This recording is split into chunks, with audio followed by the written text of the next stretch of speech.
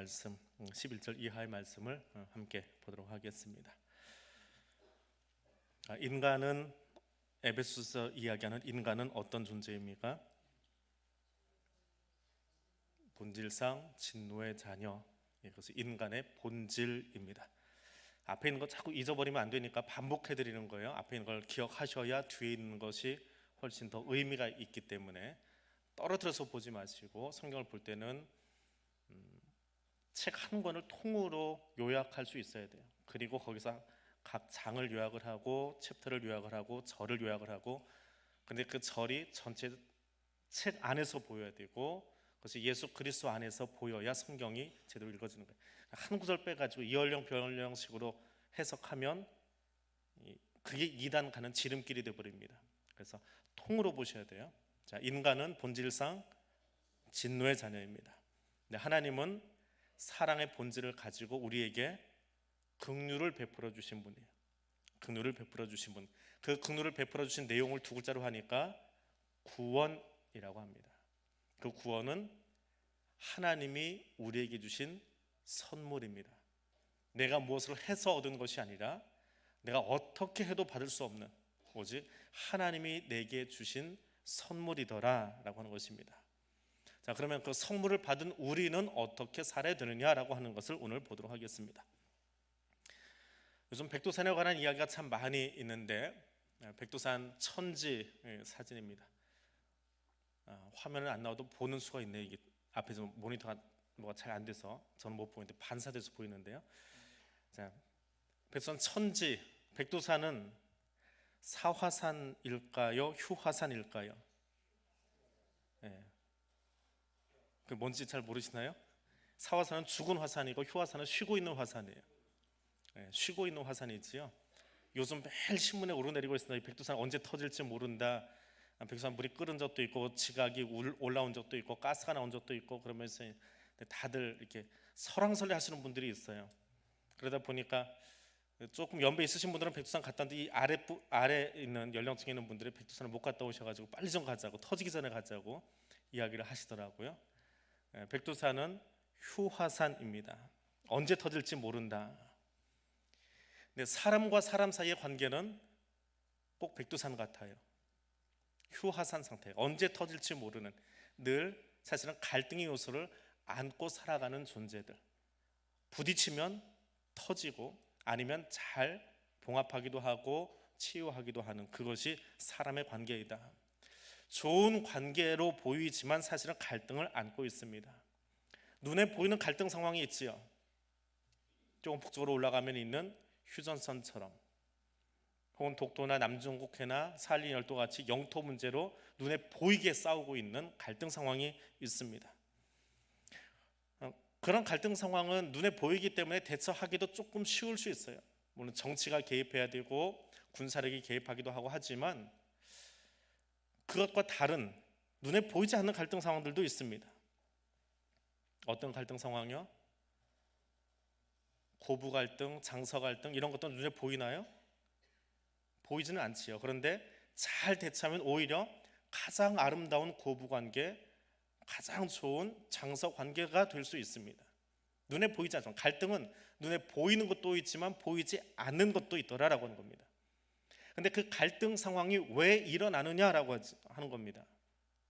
갈등 상황이 일어나는 이유는 자기 중심적인 사고 때문에 그래요. 내 중심으로 생각하고 내 입장에서 해석하고 내 입장에서 모든 것을 해석하려고 하다 보니까 부딪히고 싸우고 갈등이 일어날 수밖에 없습니다. 하나님과의 관계가 단절된 다음에 인간이 저지른, 인류가 저지른 최초의 죄, 범죄 행위가 어떤 것이었습니까? 형제간에 죽이는 일이었지요. 왜 그랬어요? 내 중심적으로 생각한 거죠. 왜 동생 것은 받아주는데 내 거는 안 받아줍니까? 왜 내 거는 안 받아줍니까? 왜 나는 용납이 안 되었습니까? 라고 하는 것 때문에 동생을 죽여버린 사건, 이게 인류가 저지른 최초의 사건, 죄악입니다. 부패한 본성, 인간의 본성이 뭐라고요? 본질상 진노의 자녀. 사실은 이것이 치유되어야 나머지 모든 것이 다 해결되어져요. 이것이 치유되어지지 않는 한은 창세기에서 나왔던 그 범죄가 계속 이어질 수밖에 없더라라고 하는 겁니다. 자, 에베소에 있는 성도들에게 편지를 보내고 있습니다. 그러므로 너희는 생각하라. 그때에 육체로는 이방인이요 손으로는 육체에 행한 할례를 받은 무리라 칭하는 자들로부터 할례를 받지 않은 무리라 칭함을 받은 자들이라. 그때 예수 만나기 전에, 구원받기 전에, 그때는 손으로 할례를 행했던 유대인들에게 너희는 왕따 당하던 사람들이었다. 에베소는 이방인들이잖아요. 이방인 그리스도인들이거든요. 소아시아에 있는 사람들. 자, 그때의 너희는, 예수 만나기 전에 너희는 유대인으로부터, 할례를 행한 유대인으로부터 따돌림 받던 사람들이다. 또 12절 가니까 그때의 너희는 그리스도와 상관없는 사람들이었다. 약속의 언약과 전혀 상관없는 사람들이었다. 외인 부대였다. 그래서 세상에서는 소망이 없고 하나님도 없는 사람이었다. 그런데 13절에 가니까 어떻게 시작합니까? 어떻게 시작해요? 이제는 하고 시작합니다. 화면에 어떻게 써 있어요? 이제는 하고. 그때는 너희가 나쁜 놈이었어. 근데 이제는 강조하기 위해서 쓴 말이에요. 그러니까 13절을 읽을 때는 11절, 12절을 읽듯이 그냥 후다닥 하고 읽지 말고 좀 천천히. 왜? 바울이 이것을 글이 아니고 육성으로 보냈다면, 영상통화, 우리가 요즘 하는 영통을 했다면, 영상통을 했다면 천천히 했을 거예요.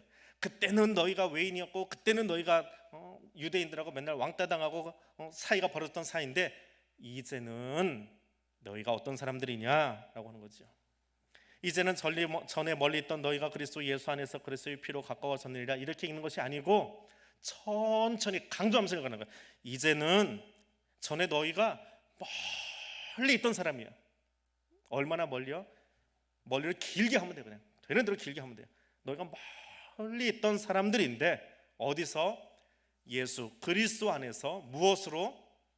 그리스도의 피로 가까워졌느니라. 그걸 강조하려면 13절을 어떻게 읽어야 될까요? 그 느낌으로 한번 읽어보세요.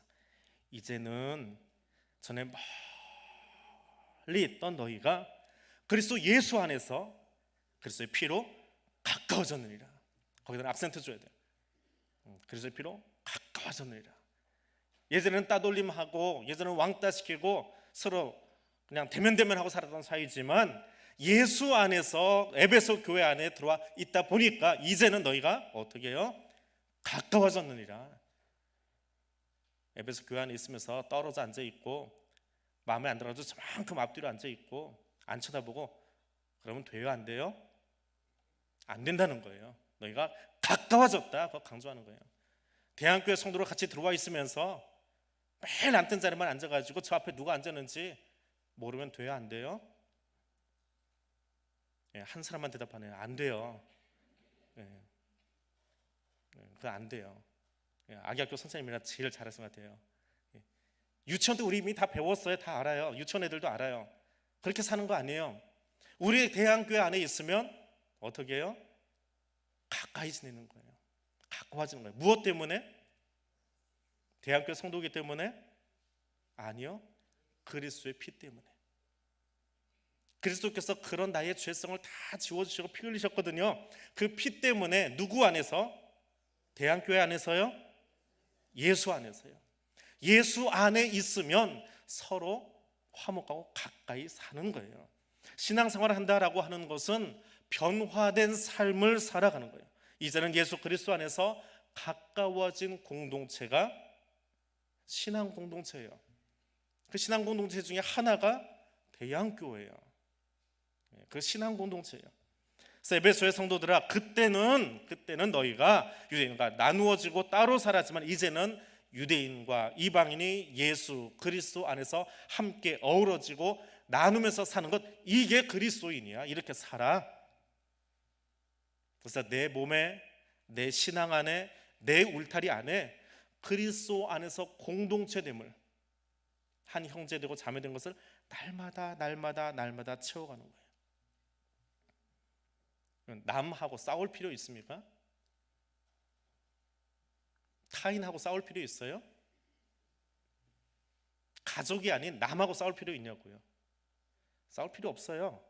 얼굴 안 보면 그만해요.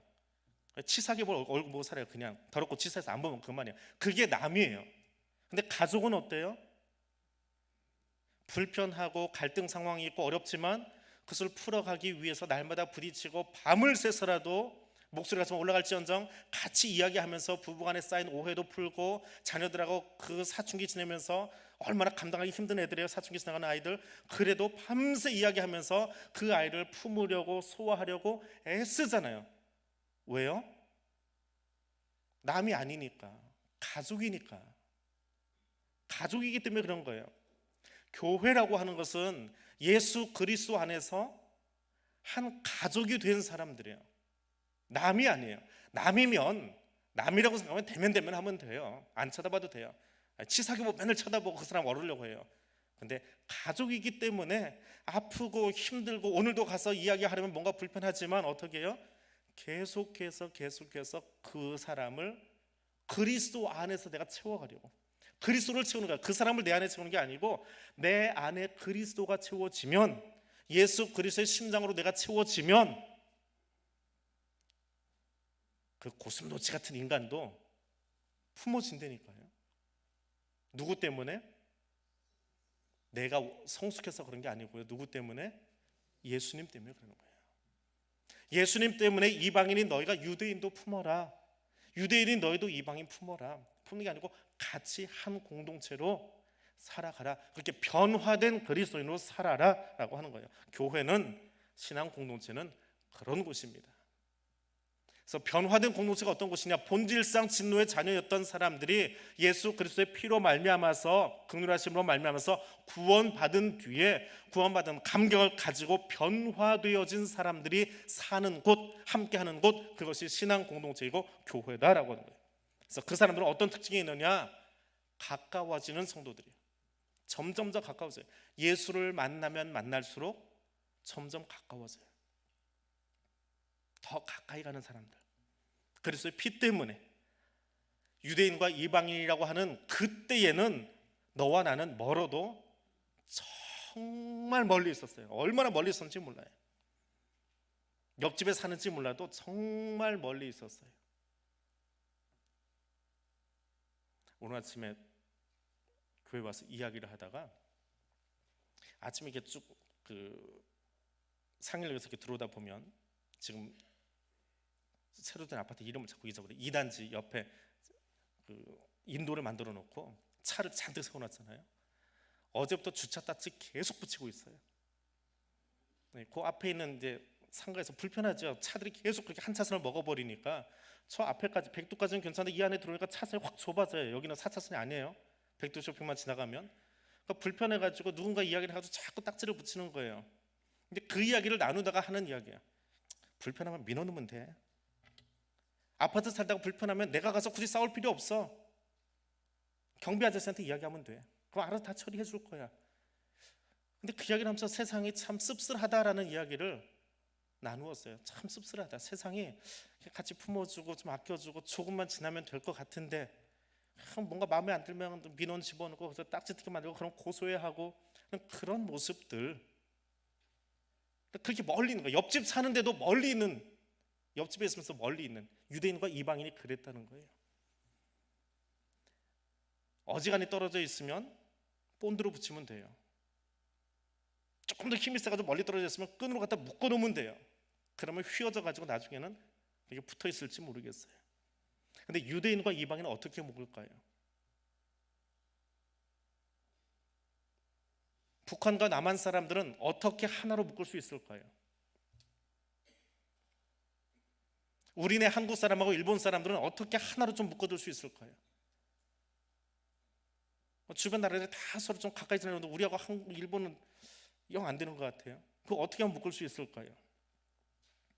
죄로 말미암아서 죽은 사람들을 하나로 묶을 수 있는 유일한 처방, 바울을 통해서 들려주시는 유일한 처방전, 그 처방전은 이거 하나밖에 없대요.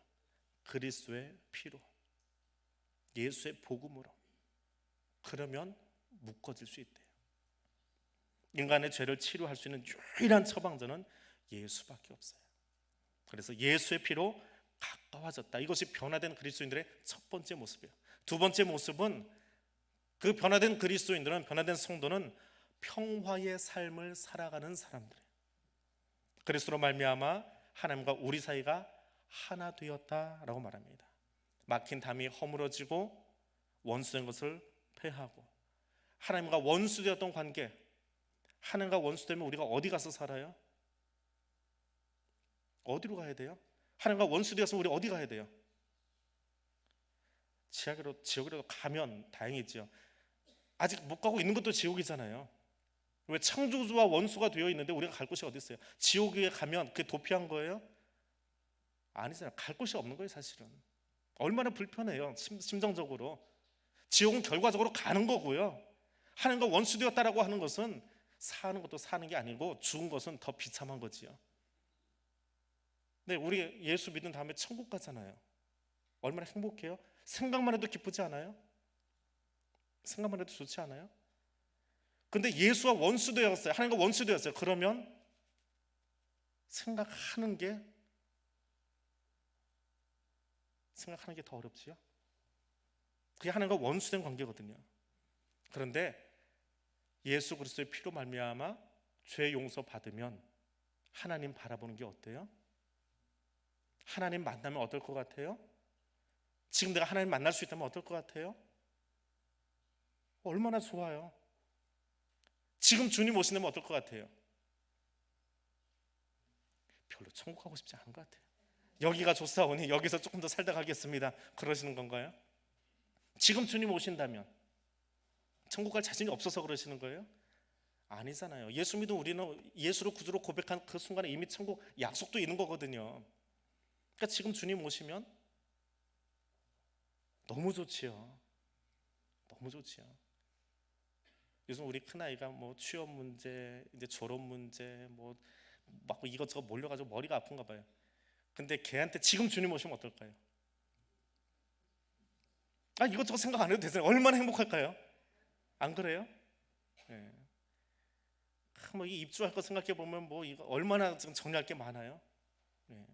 근데 지금 주님 오시면 그런 걱정 저런 걱정 안 해도 되잖아요. 돈 빌리신 분들 제일 좋을 거예요. 안 갚아도 되니까. 돈 거래는 하지 마세요. 그래도 빌려주는 건 더 나빠요. 그 사람 나쁜 사람 만드는 거니까 빌려주지 마세요. 주님 오시면 예수 믿은 사람들에게는 그 순간 생각만 해도 행복해요. 근데 예수와 상관없는 사람은 생각만 해도 지옥이에요. 그 말을 바울이 풀어서 한 것이 예수와 더불어 화평케 되었다, 하나님과 더불어 화평케 되었다, 심리적으로 평안을 누리게 되었다라고 하는 거예요. 그 바울에게 변화된 사람들의 최고의 모습, 그 화평의 모습이 얼마나 좋은지 14절에서 17절까지 사도 바울이 쭉 그 화평의 모습을 묘사하고 있습니다. 자, 화면에 보니까 다 파란색 글씨인데 빨간색 글씨가 있지요. 화평, 화목, 평안. 이 엉뚱한 게 나왔네. 14절에서 17절까지 보면은요, 14절에 한 번, 15절에 한 번, 16절에 한 번, 17절에 두 번 화평, 화평, 화목 해가지고 5번이나 나와요. 왜 그 단어를 5번이나 썼을까요? 강조하려고. 너무 중요하기 때문에. 예수 만난 사람, 예수로 말미암아 예수 피값으로 구원받은 사람들은 하나님과 어떤 관계가 되었다고요? 화평한 관계가 되었대요. 그걸 강조해주고 싶어서, 그걸 꼭 들려주고 싶어서 바울은 저 9절에 5번이나 그 말을 쓰고 있어요. 용서받은 죄인이 감격 속에 하나님 앞에 나아가게 되는 것이 그 마음의 평안이고 행복이고 화목이고 화평이다. 원수되었던 관계가 하나가 되었다는 거예요. 그 화목을 누리는 사람이 교회 안에서는 어떻게 합니까? 유대인과 이방인이, 성도와 성도가, 사람과 사람이 하나 되어가는 거예요. 하나님과 인간이 하나 되어지고요, 인간과 인간끼리도 화목한 인간으로 하나님과 더불어서 우리가 화목한 모습, 그것 가지고 하나님께 나아가는 거예요. 우리는 찌그락찌그락하면서 하나님만 보면 해벌레 하는 것이 아니고, 예수 믿은 사람들끼리도, 유대인과 이방인끼리도, 앞으로 저 휴전선이 싹 없어지고 나면 남한과 북한의 성도들이 함께 모여서 같이 주님 앞에 나가서 그분에게 화평의 모습으로 함께 하게 되어지더라 하는 겁니다. 먼 데 있는 너희나 이방인이 너희여나 가까운 데 있던 우리들 유대인이나 모두가 평안을 누리게 되었다. 그걸 강조하고 있는 겁니다. 이제 그리스도 안에서, 성령 안에서 하나님께 나아가게 된 모습, 그것이 누구의 모습입니까? 오늘 나의 모습이에요. 오늘 우리의 모습이에요. 자, 그래도 이렇게 말을 해도 떨떠름한 여러분 표정들처럼 에베소 성도들도 똑같아요. 그래서 바울이 한 번 더 설명하자, 이제는 예를 들어서 하나 더 설명해 줄게 하면서 20절 이후에 건축에 관한 모습으로 설명을 합니다. 집 짓는 것으로 내가 설명 한번 더 해줄 테니까 잘 들어봐라 그러면서 20절에 이렇게 적고 있습니다. 너희는 사도들과 선지자들의 터 위에 세우심을 입은 자라. 건축할 때 터가 중요하지요. 좋은 땅 위에다 지어놔야 돼요. 좋은 땅 위에다 집을 지어야 돼요. 마찬가지로 우리의 신앙의 터는 어디다 올려놔야 돼요?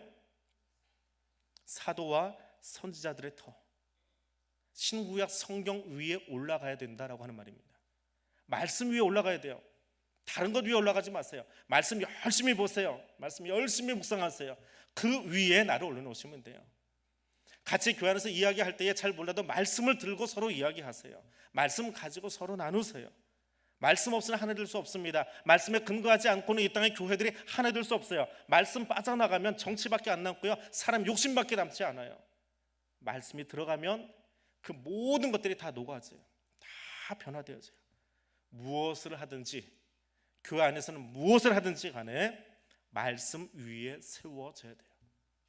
그리고 건축을 함에 있어서 터도 중요하지만 예수 그리스도가 모퉁이 돌이 되셔야 돼요. 예수 그리스도를 통해서 연결되어야 되는 거예요. 뛰어난 목사, 일 잘하는 장로, 기도 많은 권사 때문에 교회가 연결되는 게 아니에요. 교회는 누구 때문에 연결되는 거예요? 모퉁이 돌이신 예수 그리스도. 교회 표준은 누구예요? 우리 교회 제일 오래 다닌 사람이 아니고 누구예요? 그리스도 예수예요. 그분이 우리 교회 표준이에요. 그분이 전 세계 모든 교회의 삶의 신앙의 표준이에요. 그것이 그리스도가 모퉁이 돌이 되었다라고 하는 말입니다. 하나님과 화평을 이루는 것은 우리 이성이나 우리가 공부를 잘해서 열심히 해서 그래서 화평을 이루는 것이 아니라 무엇으로? 교회는 예수 그리스도 안에서, 예수 그리스도 안에서, 예수 그리스도 때문에 예수로 말미암아서 세워지는 것이 교회입니다. 그러면 우리는 어떻게 살아야 될까요? 22절입니다. 너희도 성령 안에서 하나님이 거하실 처소가 되기 위하여 그리스도 예수 안에서 어떻게 한다고요? 지어져 간다. 성전이 되었다라고 이야기합니까? 되어질 것이라고 이야기합니까? 둘 다 아니지요? 네, 답이 없었어요. 우리는 성전으로 지어져 가는 중이에요. 현재 진행형이에요. 완성된 사람은 없어요. 아직 그냥 계속해서 건축 중인 거예요. 성전이 되어져 가는 거예요. 예루살렘 성전이 아니라 대한교회 성전이 아니라 너희가 하나님이 성령으로 거주할 처소가 되어지도록 성전으로 누가 지어져 간다고요? 대한교회가 지어져 가는 게 아니고 누가 지어져 가요? 내가 성전으로 지어져 가는 거예요. 계속 성화의 삶을 살아가는 거예요. 그래서 신약에 와서 성전은 더 이상 건물의 개념이 아니고 성령이 거하시는 우리가 성전이에요. 근데 완성된 것이 아니고 뭐라고요? 진행형이에요. 계속 지어져 가는 거예요. 우리가 사는 날 동안 계속해서 지어져 가는 거예요. 언제까지 지어져 갈까요?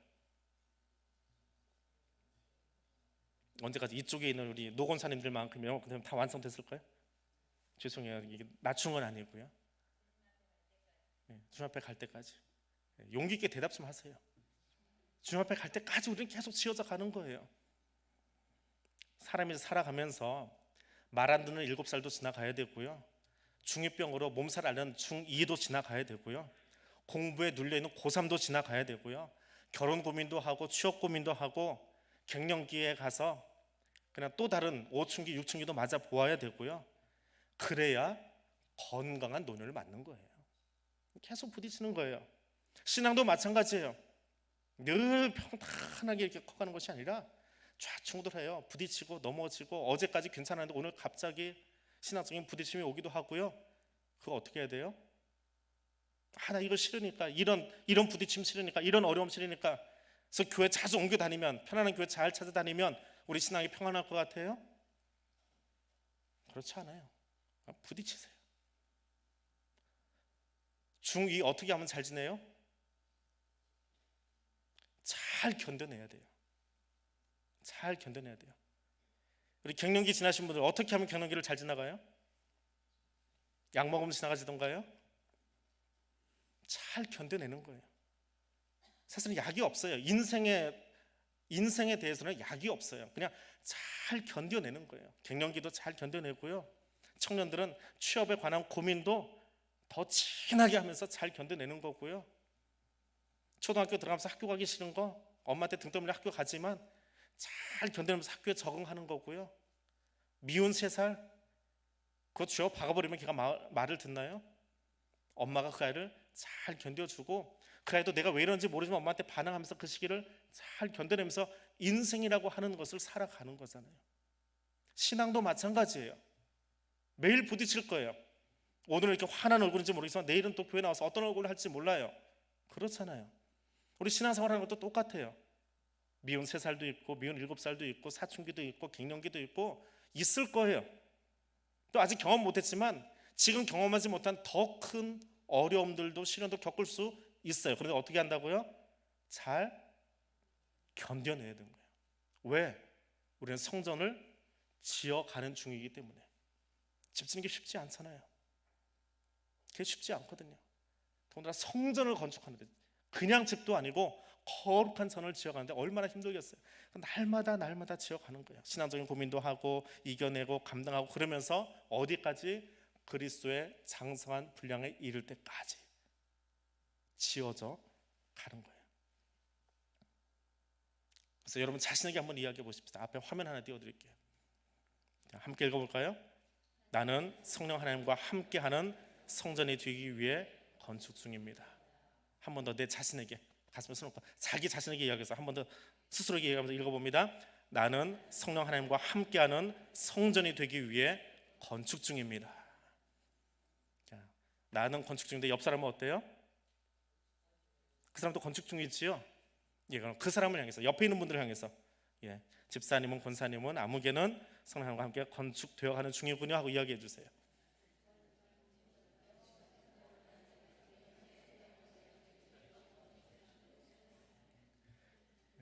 앞에서 보니까 제 아내가 좀 쑥스러운가 봐요. 어머니한테 하려니까.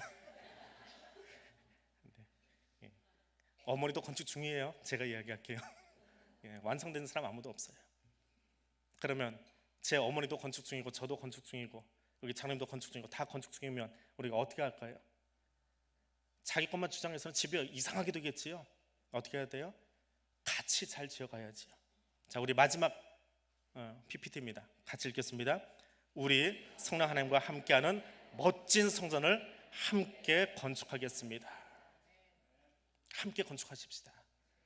어떤 사람 짓다가 시험에 든 사람 있으면 쫓아가서 격려해주고, 어떤 사람 짓다가 어려운 일 생기면 쫓아가서 좀 도움도 주고, 어떤 사람 성전 건축하다 기쁜 일 생기면 쫓아가서 박수 열심히 쳐주고 배 아파하지 말고, 어떤 사람 성전 건축하다가 또 다른 계획이 생기는 것 같으면 가서 내 인생의 지혜도 빌려주기도 하고, 어떻게 해요?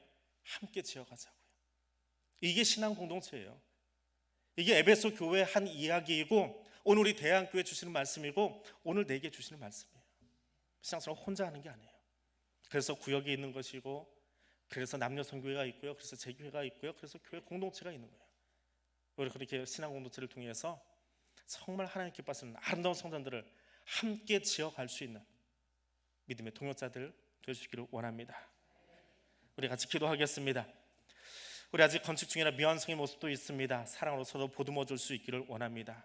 또 건축을 새로 시작한 새 가족도 있습니다. 함께 도우면서 예수 사람 만들어갈 수 있기를 원합니다.